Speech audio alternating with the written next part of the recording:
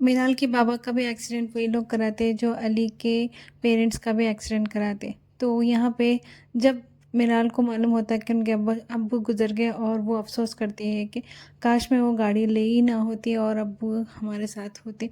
बाबा के बिना ज़िंदगी बेकार है। अब जब यहाँ पर ये बात मालूम हो जाती अली के दादी को, तो वो अली की दादी ये फ़िक्र में रहती कि अली को यहाँ से हटा दे और ये सारे मामलात को नॉर्मल करें, क्योंकि अगर जब अली को मालूम होगा ये सब चीज़ें तो बहुत ज़्यादा परेशान हो जाएगा अली और ये लाइफ बहुत कॉम्प्लिकेटेड हो जाएगी अली की और मिराल की। तो यही सोच में अली की दादी बोलती है कि तुम्हें लंदन जाना होगा और फ़ौरन तुम वहाँ के जो भी कानूनी मसले हैं वो तुमसे ही हल होने वाले हैं, प्लीज़ तुम जल्द से जल्द जाने की तैयारी करो। और यहाँ पे अली परेशान होता है कि दादी का रवैया इस तरह से बदल क्यों गया और दादी मुझे भेजने पे क्यों लगी हुई है। एक तरफ अली को लगता है कि मुझे जाना नहीं चाहिए और मैं दादी को मना लूँगा, और दूसरी तरफ ये भी लगता है कि दादी की बात को टाल नहीं सकते। वही ख्याल में दादी की बात को वो राज़ी हो जाता है और वो शामिल हो जाता है, जाने के लिए राज़ी हो जाता है। अब जब जाता है तो बोलता है कि मेरे आने तक क्या हो जाता मुझे मालूम नहीं, क्या ये सब चीज़ें वैसे नॉर्मल नहीं दिख रही, आपका बिहेवियर भी नॉर्मल नहीं लग रहा। तब दादी बोलती है कि जो कुछ भी ज़िंदगी में होता है या होने वाला होता है वो हो जाता है, किसी के रहने या नहीं रहने से कुछ नहीं होता, वह हो ही जाता है। अब यहाँ पे बिलाल उसकी माँ से मिलते हुए बोलती है कि काश अब्बू की जगह मैं चले जाती और अब्बू के साथ मेरा भी इंतकाल हो जाता तो शायद अच्छा होता, क्योंकि पापा के बिना मेरा रहना जीना बेकार है।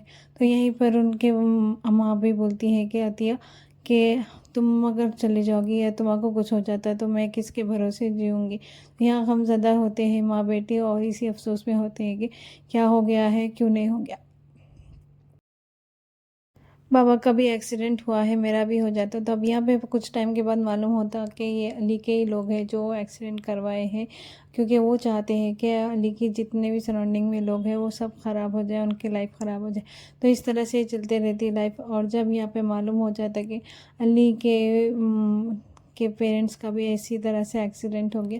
अब यह नॉर्मल होने की कोशिश करते हैं मिराल और उसकी मम्मी, और आते जाते लोग उनसे मुलाकात करते हैं और फिर ये ख्याल में रहते हैं कि हमारी लाइफ कैसी रहेगी।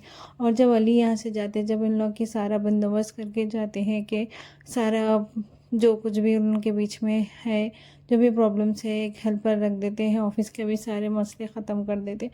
यहाँ मिराल को लगता नहीं कि अली को जाना चाहिए, मगर अली चले ही जाते हैं लंदन और ये सोचता है कि अली के बिना कैसा होगा ये सब। मगर अली सारे लोगों को हैंडल करने के लिए सारे स्टाफ मैनेज करके जाते हैं। मगर यहाँ पे मेरे को देखने वाली ये बात अच्छी लगती है कि एक एक सपोर्टिव कैरेक्टर कैसा रहता है और उसको जो है आगे बढ़ाने के लिए या फिर पार्टनर के लिए यहाँ पे इनविजिबल स्ट्रेंथ बताते हैं अली के, यहाँ पे डायरेक्टर और प्रोड्यूसर जो कोई भी है राइटर। और यहाँ पे बहुत अच्छा लगता है जो अली का सपोर्ट दिखता, जो कुछ भी बताते हैं एपिसोड में।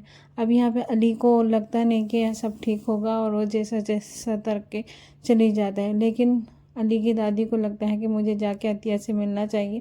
और वो कोशिश करती हैं कि बॉडीगार्ड को बोलती हैं कि ड्राइवर को कि मुझे लेके जाओ अतिया के पास। और जब वो अतिया के पास पहुंचेगी तो अतिया को सुनाएंगे कि जो कुछ भी हुआ है वो मेरे को मालूम है, और अली और मिराल दोनों कजिन से अली है तुम्हारे भाई का बेटा है और वो मरहूम भाई का बेटा।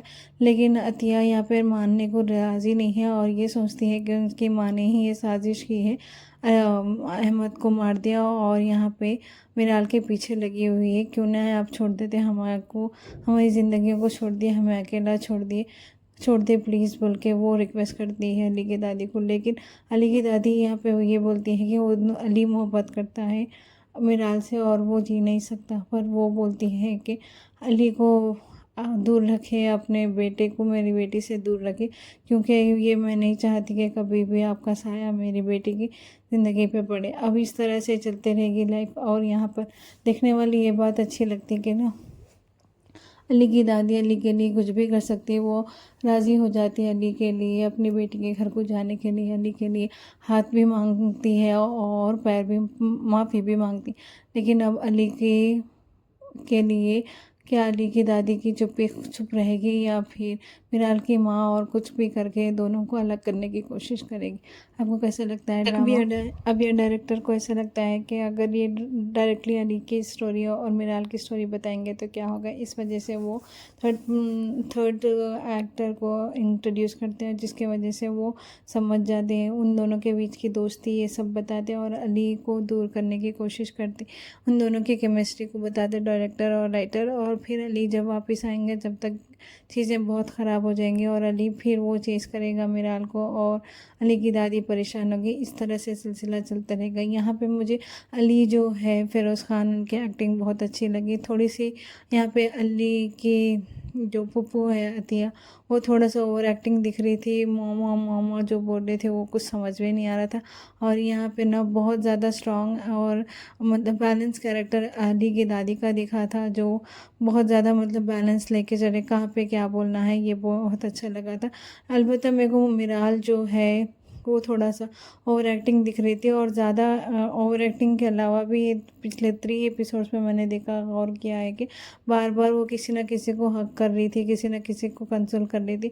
ऑन द फ्लो में बता रहे थे डायरेक्टर और राइटर के हक करना इज़ ए नॉर्मल, बट यहाँ पे हम को देखने में थोड़ा सा वियर्ड लगता है यहाँ पे हक करना। और बार बार कोई भी मेल केमिस्ट्री जो बता रहे हैं जो डायरेक्टर और राइटर, मुझे थोड़ा सा ऑड लगा है, क्योंकि इस तरह से बताना नहीं चाहिए था। और यहाँ से मतलब अनयूजुअली दिखाते हैं यहाँ पर, और मुझे थोड़ा सा नॉर्मल नहीं लगा और ये चीज़ों को कम करना चाहिए। और बेहतर है स्टोरी कैसे अब आगे जाके बिल्ड होगी और क्या क्या चीज़ें रिवील होगी वो दिखने रहेगा। और ऑन द होल अच्छा है, ड्रामा अच्छा है। और फ़िरोज़ खान की एक्टिंग और स्क्रीन प्रेजेंस मुझे ज़्यादा अच्छा लगा। ज़्यादा मतलब देखने में मज़ा आता है कि भाई ये मतलब एक वैल्यूबल